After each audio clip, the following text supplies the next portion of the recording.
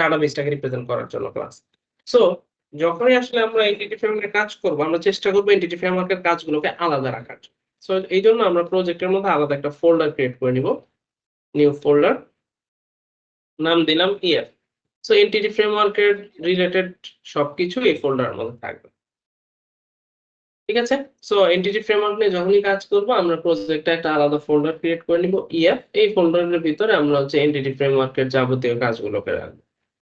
So এখন আমরা যেহেতু ডাটাবেস ফার্স্ট অ্যাপ্রোচ এপ্লাই করতেছি, মানে আমার ডাটাবেস অলরেডি ক্রিয়েট করা আছে, সেই ডাটাবেস থেকে আমরা এখন কোড গুলো জেনারেট করে নিব। এটা জেনারেট করার জন্য আমরা এই ফোল্ডারে রাইট ক্লিক করব, অ্যাড নিউ আইটেম, দেখো ভালো করে, রাইট ক্লিক করে অ্যাড নিউ আইটেম। এরপরে এখান থেকে চুজ করব ডাটা। লেফট সাইডে সি শার্পের এগেইনস্ট থেকে ওখান থেকে চুজ করব ডেটা। সো ডেটা চুজ করে এখানে এই যে first option edu.net entity data model, এটা চুজ করব। আফটার দ্যাট আমরা এখানে একটা নাম দিব। নামটা আমরা চেষ্টা করব আমাদের অ্যাপ্লিকেশনের সাথে সামঞ্জস্যপূর্ণ এরকম কোন একটা নাম দেওয়া। যেরকম তুমি যদি এখানে দাও মডেল 1, মডেল 2, এগুলো আসলে কাজ করবে but it does not sweet.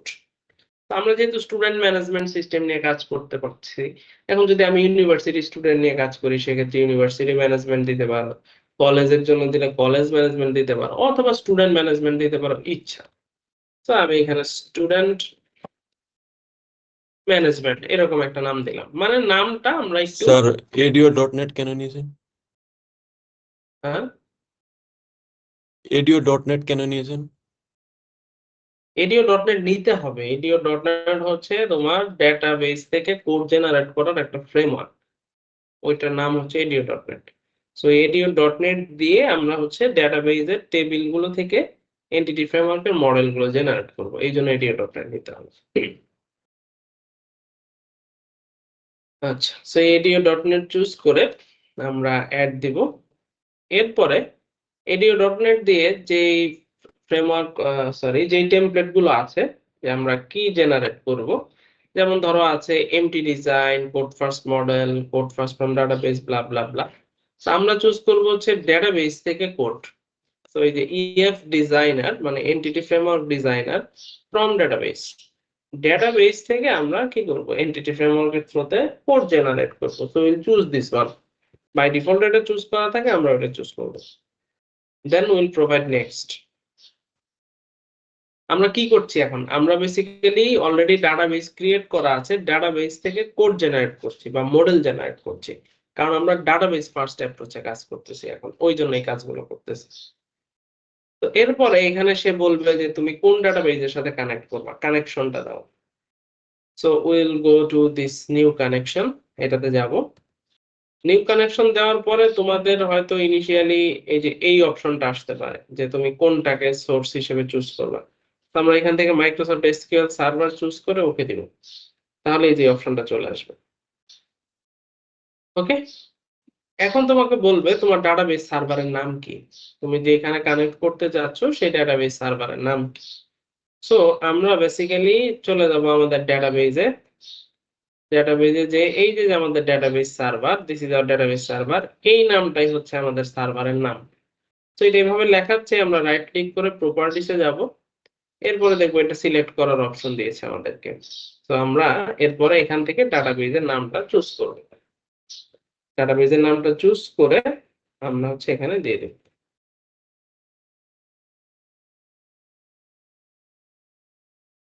বুঝতে পারছি?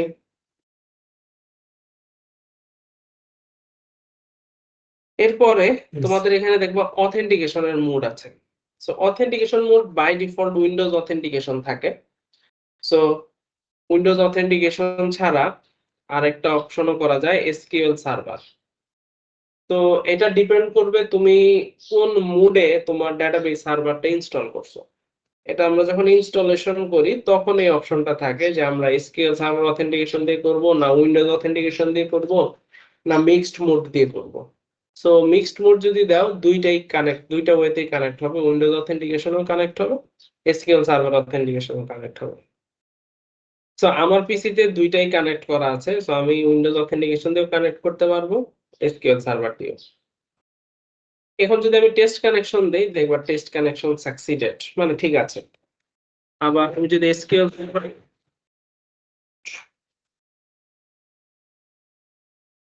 তুমি যদি এসকিউএল সার্ভার দিয়ে কানেক্ট করো, সেক্ষেত্রে এই এসকিউএল সার্ভার অথেন্টিকেশন দিয়ে এইখানে ইউজার নেম, পাসওয়ার্ড 12356 এরকম দিয়ে যদি টেস্ট কানেকশন দাও, সেটাও কাজ করবে।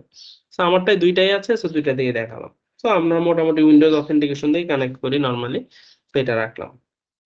এরপরে তোমাকে বলবে যে তোমার ডেটাবেজের নামটা এখানে দিতে। তো ডিরেক্টলি তুমি নামটা টাইপ করতে পারো, অথবা এই ড্রপ ডাউন ক্লিক করলে তোমার এই সার্ভারে যত ডেটাবেজ আছে সবগুলো এখানে চলে আসবে। যেমন আমরা হচ্ছে SP25C, এই যে এইটা, দিস ইজ আওয়ার ডাটাবেস। তো এটা যদি চুজ করে দেই, এরপর টেস্ট কানেকশন দেই, কানেকশন সাকসিড, মানে হচ্ছে সে কানেকশন করতে পারছে ওই ডাটাবেস সার্ভারের সাথে। ঠিক আছে, এটুকু বুঝতে পারছি। এখানে কি কি দিব, কোনো কনফিউশন আছে কারো?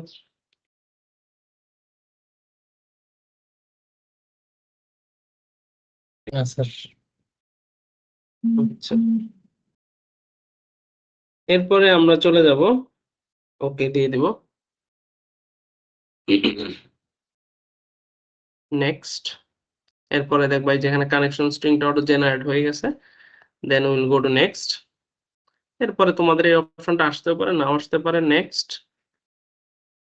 এরপর এখান থেকে চুজ করে দিবা which database objects you want to include. এখান থেকে চুজ করে দিবা টেবিলস, অবভিয়াসলি টেবিলস চুজ করতে হবে। টেবিলস চুজ করে আমরা দেব ফিনিশ। ফিনিশ দেওয়ার পরে এটা যেটা করবে, it will take some time. So কিছুক্ষণ সময় সে নিবে, এই সময় সে এন্টিটি ফ্রেমওয়ার্কটা ইনস্টল করবে তোমার প্রজেক্টে। তোমার প্রজেক্টে এন্টিটি ফ্রেমওয়ার্ক ইনস্টল করবে, অটোমেটিক ডেটাবেজের ডিজাইনের উপর বেস করে সে ক্লাস, কনটেক্সট এগুলো জেনারেট করবে। সো এই জন্য একটু সময় লাগবে, বেসড অন ইউর পিসি। তোমার পিসির কনফিগারেশনের উপর বেস করে একটু সময় নেবে।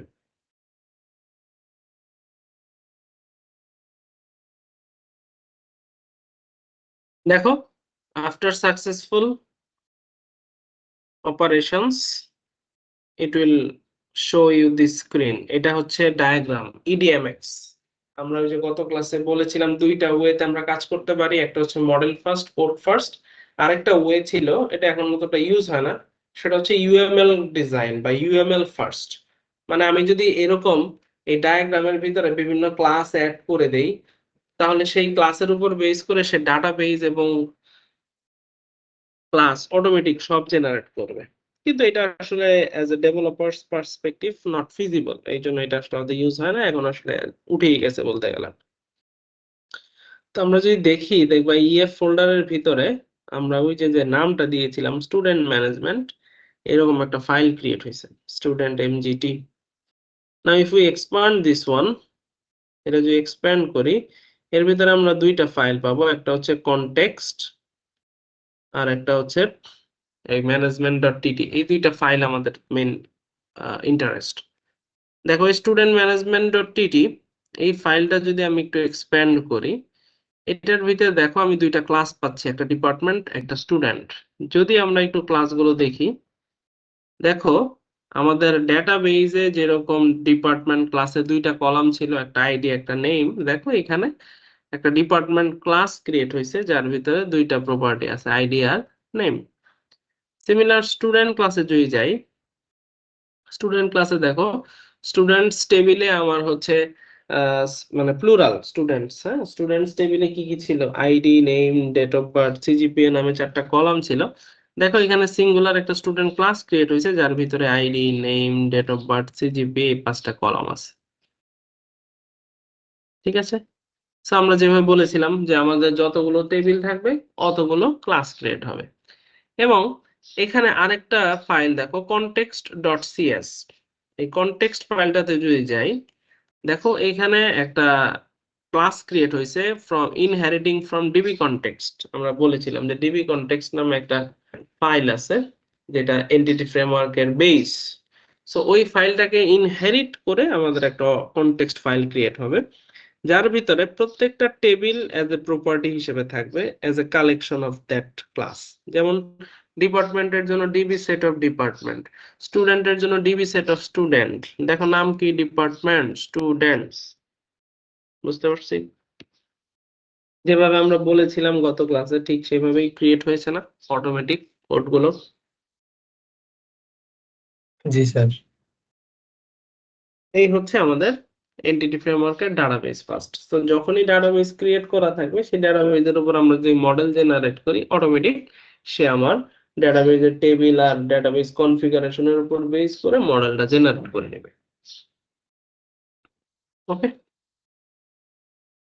আসো এখন আমরা এইটার সাথে ইন্টারঅ্যাকশন করি বা ক্রুড অপারেশনটা করি। সো আমরা একটা নতুন কন্ট্রোলার নেই, add new controller, MVC5 controller, student controller. So student controller এ আমরা একটা লিখলাম, এটা হচ্ছে for listing all students, সবগুলো স্টুডেন্টস কে লিস্ট করার জন্য একটা অ্যাকশন নিলাম, আর একটা public action result create return view, এটা হচ্ছে get request এর জন্য। এটা দিয়ে আমরা হচ্ছে স্টুডেন্টকে ভিউ করার জন্য ভ্যালু গুলো দেখাবো, আর একটা হচ্ছে http post public action result create, যেটাতে হচ্ছে আমরা হচ্ছে ভিউ করানোর মানে আফটার সাবমিশন। তো এটা পরে লিখি।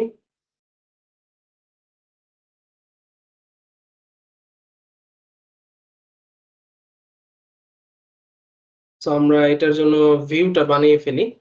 go to view, add view, MVC5 view, create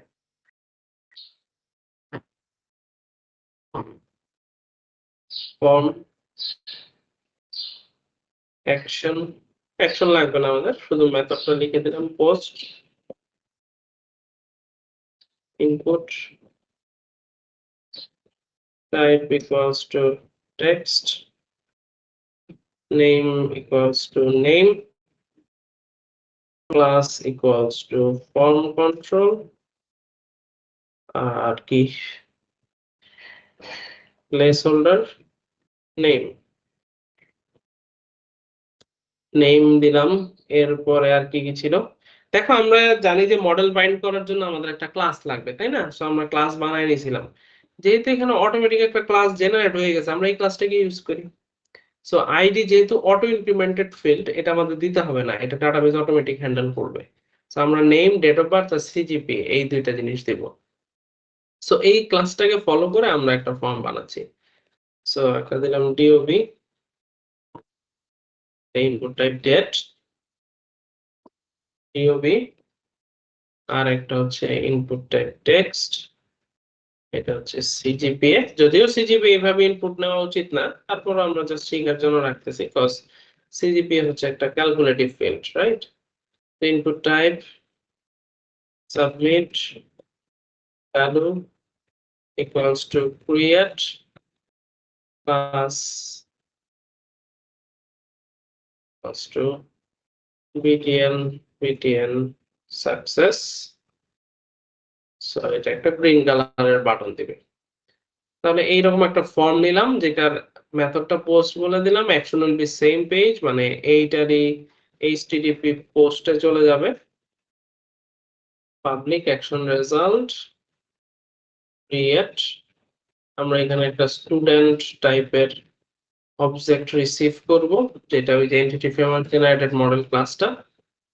তো আমরা আজকে ভ্যালিডেশন করতেছি না, নো ভ্যালিডেশন, কোনো ভ্যালিডেশন নাই। সো এখন অবজেক্ট যখন পেয়ে যাব, এখন ডাটাবেসে এটাকে ইনসার্ট করতে চাচ্ছি। আমরা জানি entity framework is a ORM. So ORM কি করে, একটা অবজেক্টের ফরম্যাটে ডেটাকে ট্রান্সপোর্ট করে। সো আমি যে ভেরিয়েবল পাই সেটাকে অবজেক্ট ফরম্যাটে যদি তাকে দিতে পারি, সে ডাটাবেসে এটাকে ইনসার্ট করে দেবে, আমাকে কিছুই করতে হবে না। এবং আমি এন্টিটি ফ্রেমওয়ার্কের মডেল বাইন্ডিং এর থ্রুতে অবজেক্ট ফরম্যাটে ডাটা পাচ্ছি, সো আমার এখানেও কোনো প্যারা নাই। সিম্পলি আমি এন্টিটি ফ্রেমওয়ার্কের কাছে যদি এটাকে পাঠিয়ে দিতে পারি তাহলে আমাদের থিওরি অনুযায়ী সে ডাটাবেজে স্টুডেন্টটাকে ইনসার্ট করে দেবে। হ্যাঁ, এবং আমরা সেটা করতে পারবো। সেজন্য এট ফার্স্ট আমার লাগবে কি ডেটাবেজের ইনস্ট্যান্স বা ডেটাবেজের অবজেক্ট। সো ডেটাবেজের অবজেক্ট কোথায় পাবো? এই যে ডেটাবেজের class, we need this class. এই ক্লাসের একটা অবজেক্ট ক্রিয়েট করব var db equals to new this one। যখনই ডেটাবেজের নিয়ে কাজ করব আমার তখনই লাগবে ডেটাবেজের অবজেক্ট। ডেটাবেজ নিয়ে কাজ করতে হলেই ডেটাবেজের অবজেক্ট লাগবে। তো আমি ডেটাবেজের অবজেক্ট নিলাম। এখন আমি যদি স্টুডেন্টস টেবিল অ্যাড করতে চাই সেজন্য db.students। দেখো এই যে ডেটাবেজ যে ক্লাসটা ছিল এই ডেটাবেস ক্লাসের কিন্তু প্রপার্টি ছিল স্টুডেন্টস, মানে এটা হচ্ছে স্টুডেন্টের টেবিল। ডিপার্টমেন্টস মানে ডিপার্টমেন্টের টেবিল মানে কালেকশন। সো সেই কালেকশনের ভিতরে অ্যাড করার সিস্টেম হচ্ছে db.students। প্রত্যেকটার মধ্যেই অ্যাড বলে একটা মেথড আছে এবং প্যারামিটারে এটা যেই টাইপের কালেকশন সেই টাইপের একটা অবজেক্ট পাঠিয়ে দিলেই সে ডাটাবেজে ইনসার্ট করে দিবে। তো বিহাইন্ড দ্য সিন দেখো আমি এখানে কি করতেছি, আমি সিম্পলি db.students মানে একটা কালেকশনকে অ্যাক্সেস করতেছি এবং এই কালেকশনের ভিতরে একটা সিমিলার টাইপের অবজেক্টকে ইনসার্ট করতেছি। সো বিহাইন্ড দ্য সিন কি হবে, একটা কুইরি জেনারেট হবে ইনসার্ট ইনটু স্টুডেন্টস ভ্যালুস, পরে স্টুডেন্টের ভ্যালু, স্টুডেন্টের সবগুলো ভ্যালু এটার মধ্যে মার্জ হয়ে ডেটাবেজে একটা অবজেক্ট ক্রিয়েট হবে। That's it.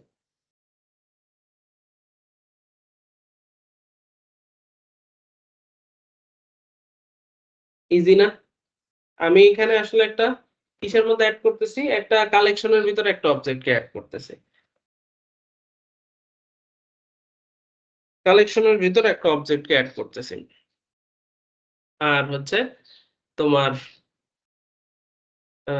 db.students.add behind the scene সে কি করতেছে, একটা কোয়েরি জেনারেট করে ডেটাবেজে ইনসার্ট করতেছে। Am I clear?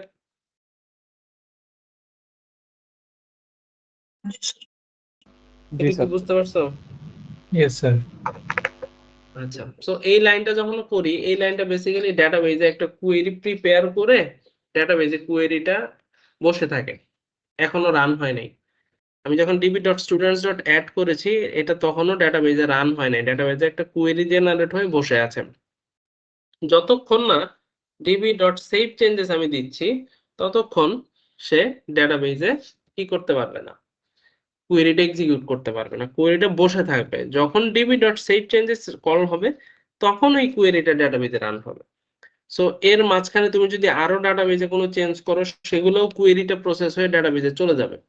এরপর যখন db.saveChanges দিবা সবগুলো একত্রে রান হবে, মানে ডেটাবেজে চেঞ্জেসটা রিফ্লেক্ট করানোর জন্য we must add this one. আমি কি বোঝাতে পারছি? জি স্যার। Yes. সাকসেসফুল যদি হয় তাহলে আচ্ছা, এখন এই db.saveChanges এটা একটা রিটার্ন টাইপ আছে এটা। এটা রিটার্ন করে হচ্ছে নাম্বার অফ রোজ এফেক্টেড, কতগুলা রো সে এফেক্ট করেছে, number of rose affected. Okay, so কতগুলা রো সে এফেক্ট করেছে সেটা হচ্ছে সে রিটার্ন করে। সো যদি ইনসার্ট হয় অবভিয়াসলি নাম্বার অফ রোজ হবে 1। So if db.saveChanges is greater than 0, যদি 0 এর চেয়ে বড় হয় তার মানে কি সাকসেসফুলি কি হয়েছে, ইনসার্ট হয়েছে। সো আমরা একটা মেসেজ দিতে পারি টেম্প ডাটা মেসেজ, আমরা যেহেতু অন্য কোথাও পাঠিয়ে দিব এটাকে স্টুডেন্ট অ্যাডেড, এরকম একটা মেসেজ দিয়ে দিলাম এবং সাকসেসফুল হলে return redirect to action index. আমাদের এই কন্ট্রোলারের যে ইন্ডেক্স সেকশন আছে ওখানে পাঠিয়ে দিব, ওইখানে আমরা আসলে সবগুলো স্টুডেন্টকে দেখাবো টেবুলার ফরম্যাটে। আর যদি না হয় মানে SaveChanges যদি 0 চেয়ে বড় না হয় তাহলে আমরা এখানে কি করব, একটা মেসেজ নিব টেম্প ডাটা। যদি এক্সেপশন অকার হয় সেক্ষেত্রে এক্সেপশন হ্যান্ডেল করতে হবে, ওটা পরে। So temp data message equals to not successful, এরকম একটা মেসেজ দিয়ে রিটার্ন ভিউ, এই ভিউটাতেই ডাটাটাকে পাস করে দিলাম, এই ভিউটাতেই ডাটাটাকে পাস করে দিলাম, মানে এই পেজেই থেকে যাবে। ওকে, সো এই পেজে যদি দেখাতে চাই আমরা এটার উপরে একটা কি দিয়ে দেই @if temp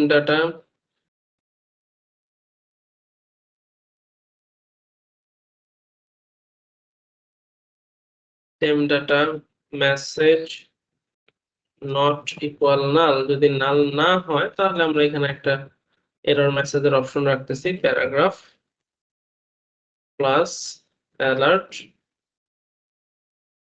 danger @temp data message. ওকে, আর যদি আমরা হচ্ছে এখন আমরা লিস্ট করতে যাচ্ছি, এটার জন্য একটা ভিউ বানাবো। সো আমরা এখানে চাচ্ছি ডাটাবেস থেকে যত স্টুডেন্ট আছে সবগুলোকে এখানে দেখাই দিব। সো দেখানোর জন্য অ্যাজ ইউজুয়াল অবশ্যই ডাটাবেস থেকে ডাটা আনতে হবে, মানে আমার এইটা লাগবে, এই অবজেক্ট লাগবে। সো এই অবজেক্ট প্রত্যেকবার এইখানে ক্রিয়েট করা, প্রত্যেক মেথডে আলাদা আলাদা ক্রিয়েট না করে আমরা কি করতে পারি, একদম ক্লাসের বাইরে, সরি ক্লাসের বডিতে কমন অবস্থায় এটাকে রাখতে পারি, কমন অবস্থায় এটাকে রাখতে পারি। তাহলে কি হবে, সবাই এটাকে অ্যাক্সেস করতে পারবে। দেখো এই যে এখন আর এই জায়গায় অবজেক্ট লাগবে না, এক্সপ্লিসিটলি ক্লাসের বাইরে এক জায়গায় ক্রিয়েট করে রাখছি, সবাই এটাকে অ্যাক্সেস করতে পারবে। তো এখানে আমরা যদি এটাকে অ্যাক্সেস করতে চাই, var data equals to db.students.toList, to list যদি করি শেষ। db.student.toList এটা কি করবে জানো, এটা বেসিক্যালি ডেটাবেজে এই স্টুডেন্টস টেবিলে একটা কুইরি এক্সিকিউট করবে, সিলেক্ট স্টার ফ্রম স্টুডেন্টস, এবং সেখান থেকে যে রেজাল্ট সেট আসবে প্রত্যেকটা রেজাল্ট সেটকে পার্স করে প্রত্যেকটা রো কে সে একটা করে স্টুডেন্টের অবজেক্ট বানাবে, বানিয়ে একটা স্টুডেন্টের লিস্ট হিসেবে আমাকে রিটার্ন করে দিবে। মানে আমি সিম্পলি জাস্ট এই ফাংশনটা কল করলাম, বিহাইন্ড দ্য সিন ডাটাবেজে কানেকশন হলো, ডাটাবেস থেকে কুইরি এক্সিকিউশন হয়ে রেজাল্ট আসলো, রেজাল্ট পার্স হয়ে স্টুডেন্টের অবজেক্টে কনভার্ট হয়ে লিস্টের ভিতরে হয়ে আমার কাছে চলে আসলো। দেখো কত সহজ, আমাকে কিছুই করতে হচ্ছে না, সবকিছু অটোমেটিক করা আছে, I am just using. This is the benefit of ORM। এরপরে আমরা এটাকে ডেটা হিসেবে পাঠিয়ে দিলাম ভিউ এর কাছে। তাহলে বলো তো এই ডেটা টাইপ কি, এই যে ডেটা ভেরিয়েবল এর ডেটা টাইপ কি? Students. List of Students. List of student, object list of object, মানে অবজেক্টটা হচ্ছে স্টুডেন্ট। আচ্ছা, এখন এটার সাথে একটা ভিউকে আমরা অ্যাড করলাম। তাহলে এইখানে আমি যদি এখন একটা ফর লুপ দিয়ে দেখাতে চাই, এখানে একটা অ্যাঙ্কর ট্যাগ দেখাই দেই, href student slash create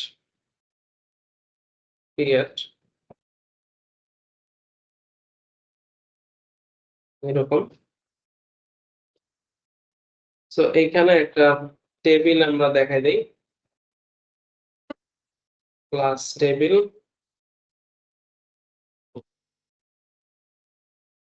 here td name id CGPA আর হচ্ছে DOB, এগুলা দেখাই দিলাম। এখন ডাইনামিক্যালি আমি রো গুলা জেনারেট করব। So for each var s in model, কারণ আমি যে যা ভ্যালু পাঠাই না কেন, যে নামে পাঠাই না কেন, এখানে মডেল নামে রিসিভ করতে হবে, আমরা এটা জানি। সো এখন এখানে ডাইনামিক্যালি রো গুলা যদি জেনারেট করি, here td @s.name @s.id @s.cgpa @s.dob, দেখো তাহলে কি যতগুলো স্টুডেন্ট থাকবে সবগুলোর জন্য এটা দেখা। ওকে, চলো আমরা এটা রান করে দেখি কি হয়। তো কারেন্টলি আমার ডেটাবেজে কোনো স্টুডেন্ট নাই, so it should view an empty list.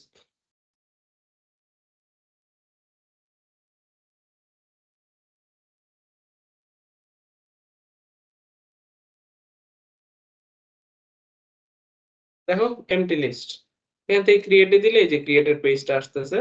তো আমরা চাচ্ছি যে না, যদি কিছু না থাকে এই ফিল্ডই দেখাবে না। টেবিলটাকে একটু টেবিল বর্ডার করে দেই।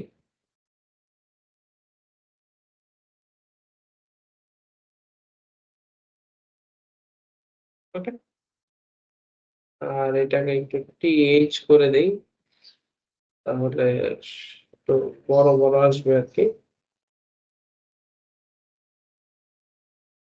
আচ্ছা, তো আমরা চাচ্ছি যে আসলে ডাটা না থাকলে টেবিলে দেখাবে না, বলবে যে নো ডাটা। তাহলে আমরা কি করতে পারি, আমরা এখানে চেক দিতে পারি আসলে ডাটা আছে কিনা। তো চেক দেওয়ার জন্য আমরা বেসিক্যালি এখানে একটা কন্ডিশন দিই @if model dot count not equal 0। যদি 0 না হয় তাহলে আমরা আসলে এই টেবিলটা শো করব, আদারওয়াইজ বলবো যে নো ডাটা। তারপরে এলস এখানে h4 দিয়ে আমরা দিয়ে দিতে পারি নো ডাটা। যদি ডাটা না থাকে তাহলে নো ডাটা দেখাবে, আর যদি কাউন্ট 0 না হয় তাহলে টেবিল দেখাবে। চলো দেখি।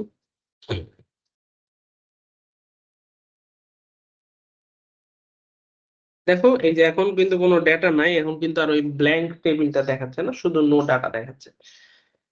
আসো এখন একটা স্টুডেন্ট ক্রিয়েট করি, মনে করো Tanvir Ahmed, date of birth মনে করো এইটা, সিজিপিএ মনে করো এইটা, দিয়ে ক্রিয়েট দিলাম। See a data has been added. ঠিক আছে, একটা ডাটা চলে আসছে। আবার আরেকটা স্টুডেন্ট অ্যাডেড। এখানে কেন এই জায়গায় মেসেজটা দেয়নি?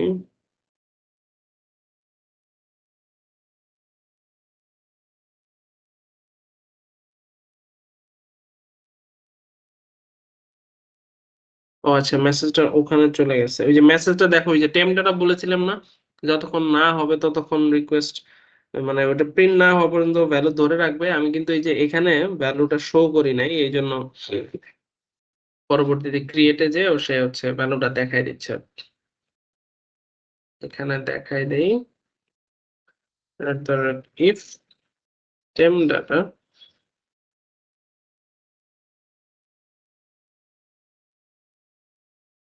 মেসেজ নট ইকুয়াল নাল, এখানে একটা প্যারাগ্রাফ দিয়ে প্লাস অ্যালার্ট সাকসেস টেম data message.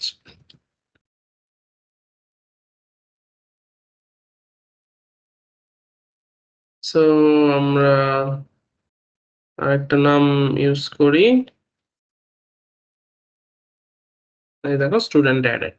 Okay fine.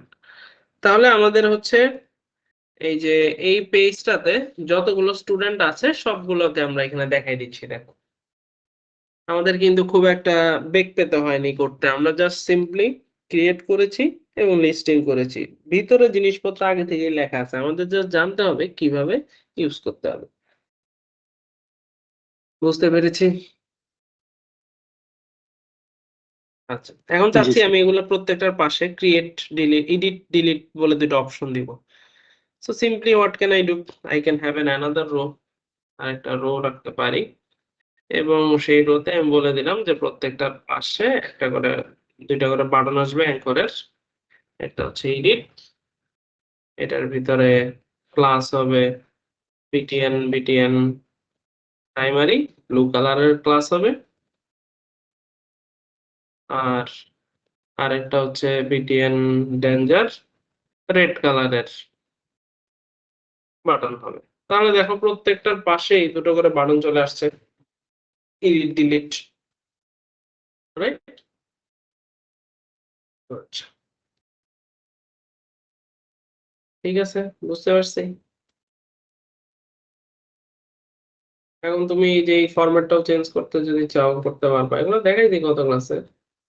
Dot two string, যে ফরম্যাটে দেখাতে চাও, তুমি যদি ফার্স্টে ডেট দেখাতে চাও, এরপরে মান্থ দেখাতে চাও, ফার্স্টে মান্থ, তারপর ডিডি কমা ইয়ার।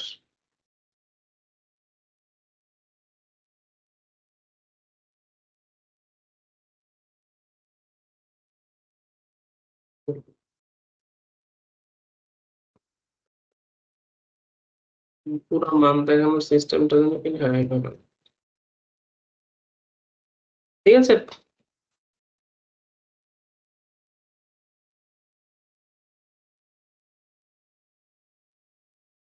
এই যে দেখো আমরা এই যে এভাবে যদি দেখাতে চাই এভাবে দেখাতে পারি। তো যদি ভ্যালুটা চেঞ্জ করে জানুয়ারি দিয়ে দিই দেখি। আচ্ছা, আমরা এডিট করবো যখন তখন চেঞ্জ করে দিই। যাই হোক, সো এইভাবে আমরা হচ্ছে ভ্যালু গুলোকে দেখাতে পারি। তো এখন আমরা চাচ্ছি যে এই এডিট ডিলিটটা, আমরা এডিট ডিলিটটা ওয়েবটাকেও করেছি না?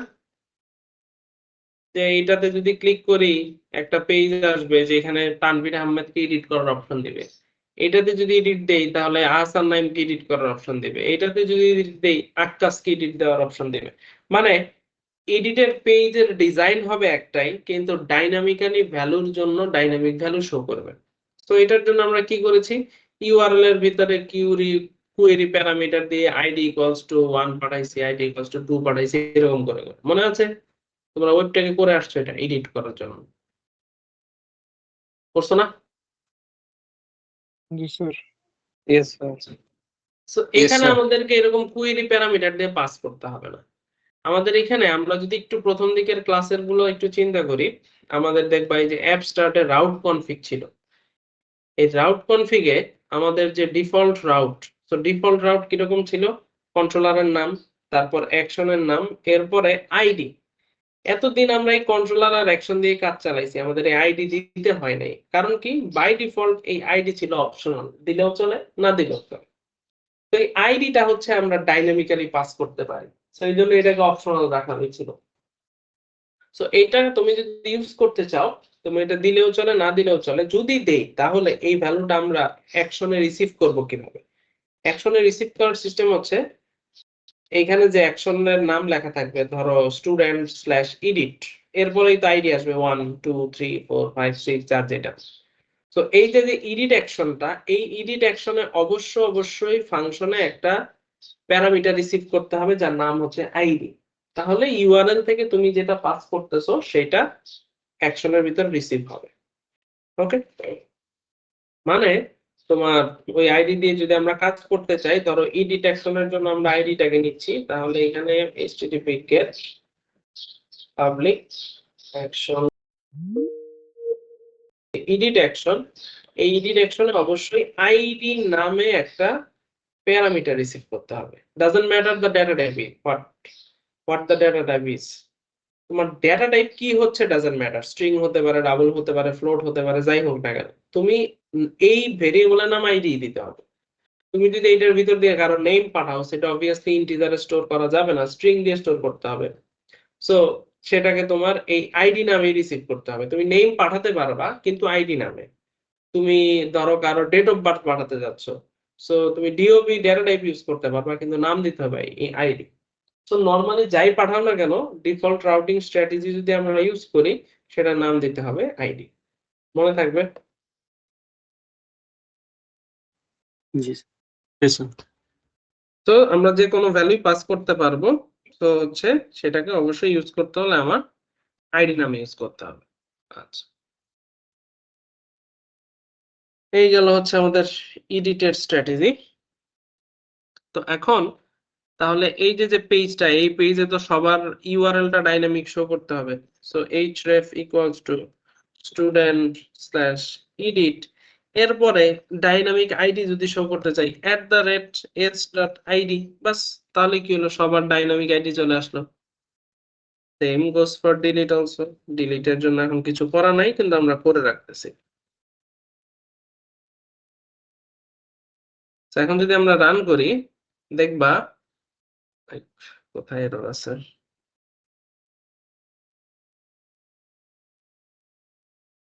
ও আচ্ছা, রিটার্ন ভিউ, ভিউ আপাতত নাই, এরর দিবে। এরর দিক আমরা ভিউ বানাই নিব।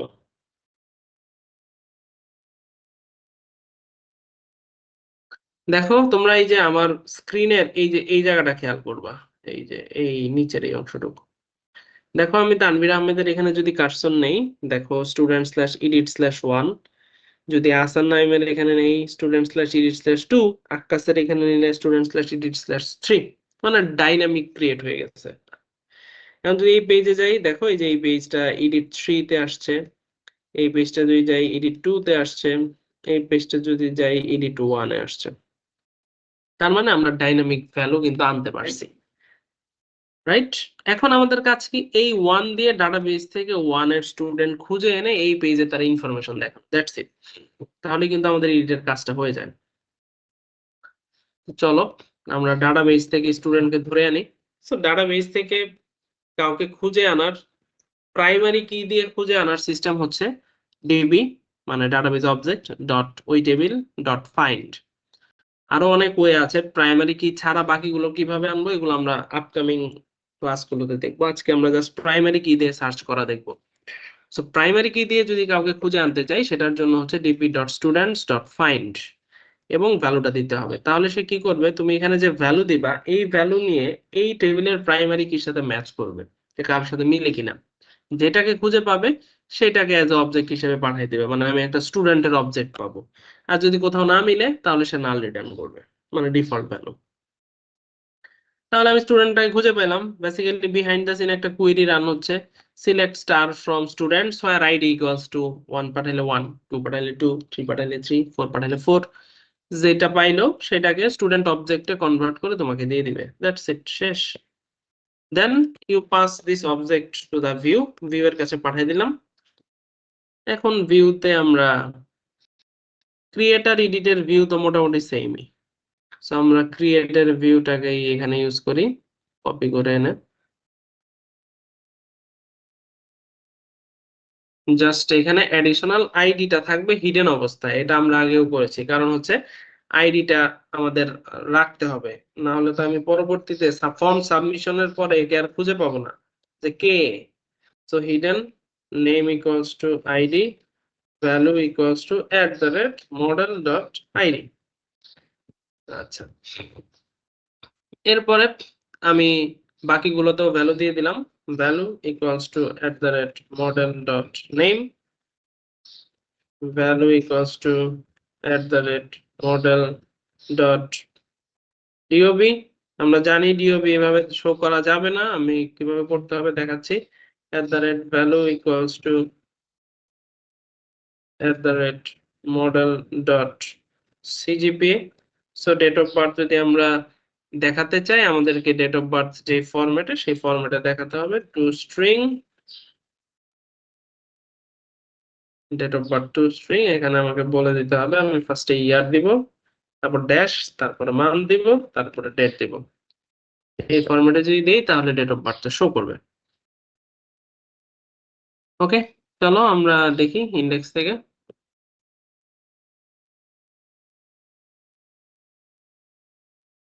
তো দেখো তানভীর আহমেদকে যদি এডিট করতে চাই, এই যে তানভীর আহমেদের ডেট অফ বার্থটা শো করছে। এরপরে আহসান নাইমের জন্য ভ্যালু শো করছে, সবার জন্য ভ্যালু শো করতেছে যা দেওয়া ছিল।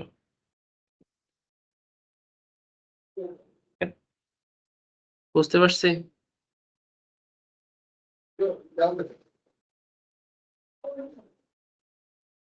কারো কোনো কনফিউশন? স্যার আইডিটা তো ইনপুট টাইপ হিডেন, কারণটা একটু বললো তাহলে। কেন এটা পড়নি? আচ্ছা, আইএনপিটা ইনপুট টাইপ হিডেন রাখছি কারণ আইডিটা তো প্রাইমারি কি। সো এই প্রাইমারি কি তো আমি ইউজারকে আপডেট করতে দিব না বা এডিট করতে দিব না, কিন্তু এই প্রাইমারি কিটা আফটার ফর্ম সাবমিশন তো আমার লাগবে ইউজারকে ইউনিকলি আইডেন্টিফাই করার জন্য, তাই না? কারণ ফর্ম যখন সাবমিট করব তখন এটা তো একটা নতুন অবজেক্ট হিসেবে ফর্মে সাবমিশন হবে মডেল বাইন্ডিং এর থ্রুতে। তার ভিতরে আইডি যদি না থাকে, মানে এক্সিস্টিং ভ্যালুটা না থাকে, তাহলে তো আমরা হচ্ছে ওই আইডিটা দিয়ে খুঁজে বের করতে পারবো না। আবার এই আইডিটা ফর্মের ভিতরে ভিজিবল অবস্থায়ও রাখা যাবে না, কারণ ইউজারকে মডিফাই করার অপশন দেওয়া যাবে না। এই জন্য এটাকে আমরা হিডেন করে রাখছি।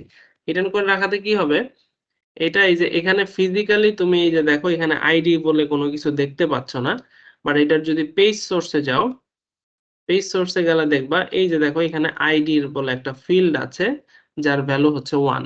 তার মানে এরপরে এখান থেকে তুমি আপডেট করে যে ফর্মটা সাবমিট করবা সেইখানে 1 আইডিটা থাকবে। যদি আইডি তুমি 2 এর জন্য দাও তাহলে দেখবা এখানে আইডি 2 এর জন্য আসছে। পরবর্তীতে আফটার ফর্ম সাবমিশন ইউজারকে তুমি এই আইডি দিয়ে খুঁজে বের করতে পারো। বুঝতে পারছো? জি স্যার।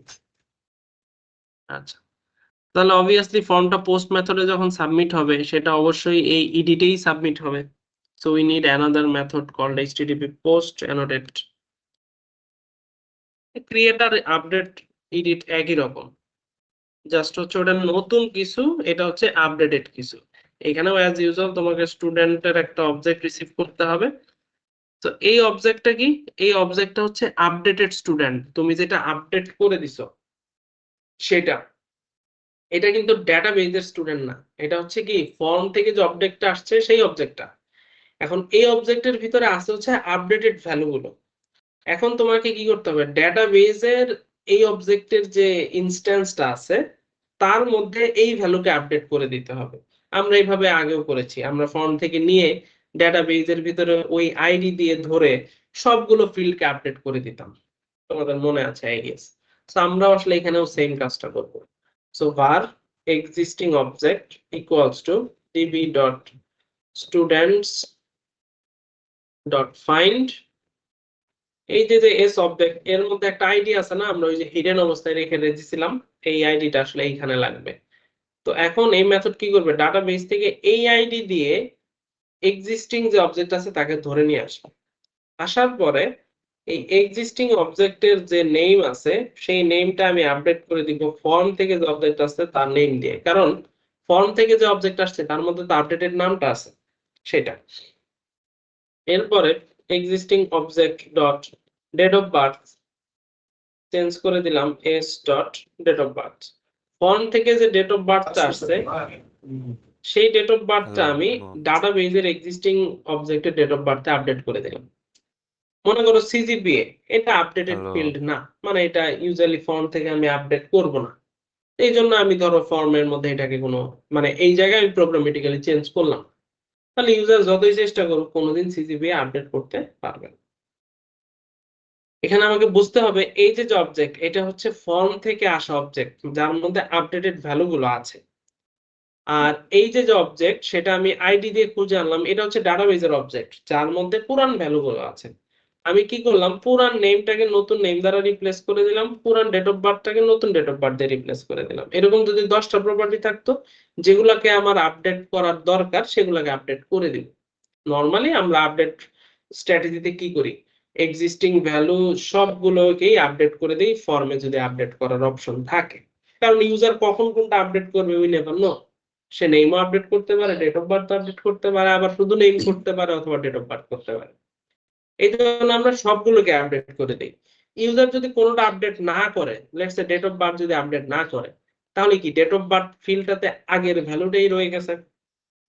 তাহলে এক্সিস্টিং ডেট অফ বার্থ আগের ডেট অফ বার্থ দ্বারাই আপডেট হয়ে যাবে, মানে আলটিমেটলি এটাও আপডেট হচ্ছে কিন্তু বোঝা যাচ্ছে না যে আপডেট হচ্ছে। আমি কি বুঝাইতে পারছি? জি স্যার। যেহেতু ডাটাবেজে চেঞ্জ করতেছি সো db.save changes, যখনই ডাটাবেজে কোনো কিছু চেঞ্জ করব db.save changes। দেখো এর আগে কিন্তু আমরা এই যে লিস্ট করে আনছি এখানে কিন্তু সেভ চেঞ্জেস দেই নাই, বা সিঙ্গেল অবজেক্ট আনছি এখানেও কিন্তু সেভ চেঞ্জেস দেই নাই। তার মানে লিস্ট করার সময় বা ডাটাবেস থেকে ভ্যালু আনার সময়, সিলেক্ট করে আনার সময় সেভ চেঞ্জেস লাগে না। সেভ চেঞ্জেস কখন লাগে, যখন ডাটাবেসে আমি কোনো কিছু আপডেট করব, মানে ক্রিয়েট করলাম, ডিলিট করলাম, আপডেট করলাম তখন।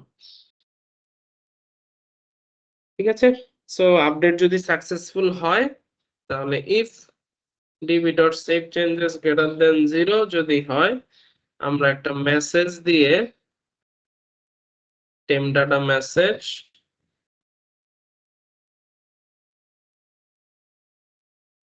স্টুডেন্ট আপডেটেড মেসেজ দিয়ে রিটার্ন রিডিরেক্ট টু অ্যাকশন আমরা ইন্ডেক্সে পাই দিব, আদারওয়াইজ রিটার্ন ভিউ, এই ভিউতে পাঠাই দেব। চলো দেখি, আমরা আপডেট করে দেখি।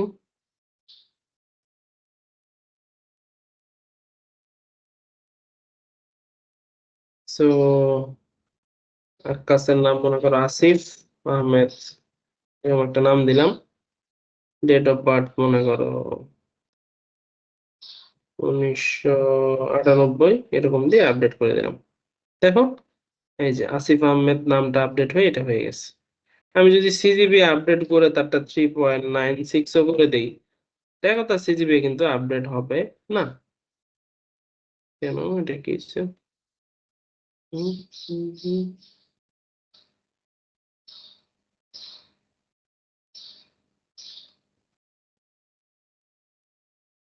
এখানে কি সমস্যা হয়েছে?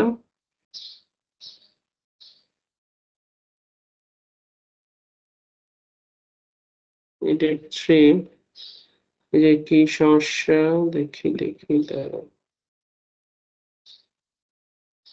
এখানে যে ভ্যালু আসছে,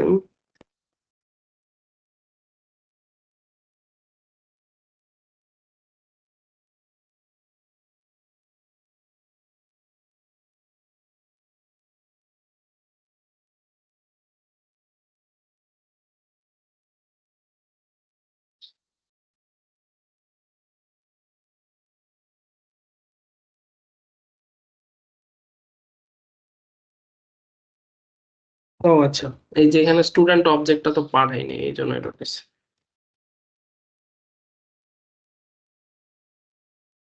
এখন আজ কাজ করবে। তো এখন যদি দেই, এই যে দেখো, সরি, স্টুডেন্ট অবজেক্টটা পাঠাই দিইনি তো ওই জন্য হচ্ছে আপডেট করতে পারছিল না। এই যে এখন দেখো আমি যদি এই যে আপডেট করতে এই করি, আহ, এটা যে আপডেট না করে অন্য কোনো ফিল্ড আপডেট করি, দেখো এখন ভ্যালুটা আপডেট হবে। এবং এই যে দেখো সিজিপিএ কিন্তু 3.2.34 আছে, 3.97 হয়নি। বুঝতে পেরেছি।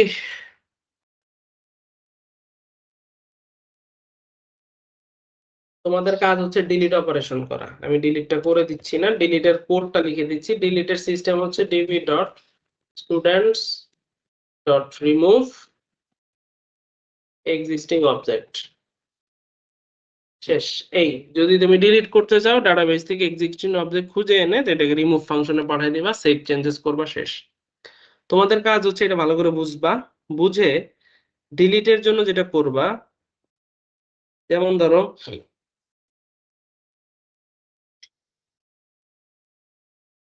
আমি ডিলিট পেজ যদি ক্লিক করি, এইখানে বেসিক্যালি তোমাকে কনসেন্টের জন্য দিবে একটা পেজ আসবে, are you sure to delete লিখে এই তানভীর আহমেদের নামটা আসবে। Are you sure to delete Tanvir Ahmed. Ahsan নাইমে যদি দেই are you sure to delete Ahsan Naim. Asif Ahmed যদি দেই are you sure to delete Asif Ahmed. মানে ফার্স্টে ডিলিটে ক্লিক করলে there will B A consent. এরপরে ইউজার যদি ইয়েস ক্লিক করে ডিলিট হবে, যদি নো ক্লিক করে হবে না। এটা হচ্ছে তোমাদের কাজ। করার সিস্টেম কি, কোড লিখে দিছি, এই যে কোড করে দিছি, ঠিক আছে। বাসায় ভালো করে একটু পড়াশোনা কইরো, আজকে তো last class.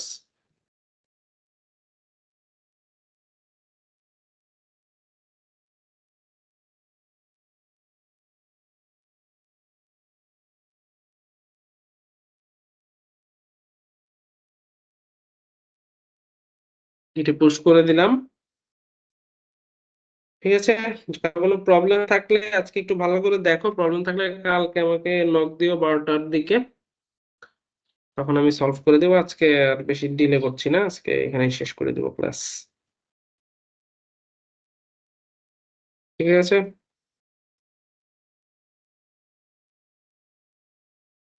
Hello. Okay, sir. Assalamu ওকে sir. স্যার। जी sir. alaikum. Eid Mubarak, sir.